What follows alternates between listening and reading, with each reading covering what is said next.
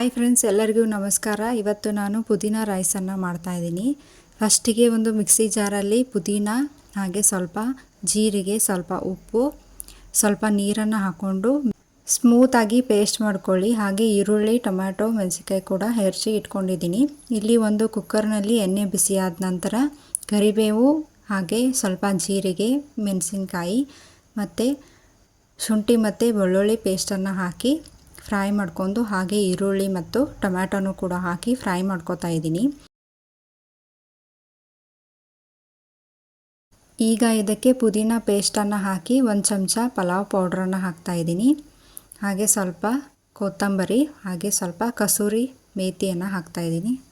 ಈಗ ಇದಕ್ಕೆ ಅಕ್ಕಿನ ಹಾಕ್ಕೊಂಡು ಚೆನ್ನಾಗಿ ಮಿಕ್ಸ್ ಮಾಡ್ಕೊಳ್ಳಿ. ರುಚಿಗೆ ತಕ್ಕಷ್ಟು ಉಪ್ಪು ಮತ್ತು ನೀರನ್ನು ಹಾಕಿ ವಿಸಲ್ ಕೂಗಿಸಿದ್ರೆ ಮುಗೀತು, ಪುದೀನ ರೈಸ್ ರೆಡಿಯಾಗುತ್ತೆ. ಈ ವಿಡಿಯೋ ನಿಮಗೆ ಇಷ್ಟ ಆಗಿದ್ದರೆ ಲೈಕ್ ಮಾಡಿ, ಶೇರ್ ಮಾಡಿ, ಸಬ್ಸ್ಕ್ರೈಬ್ ಮಾಡೋದನ್ನು ಮರಿಬೇಡಿ.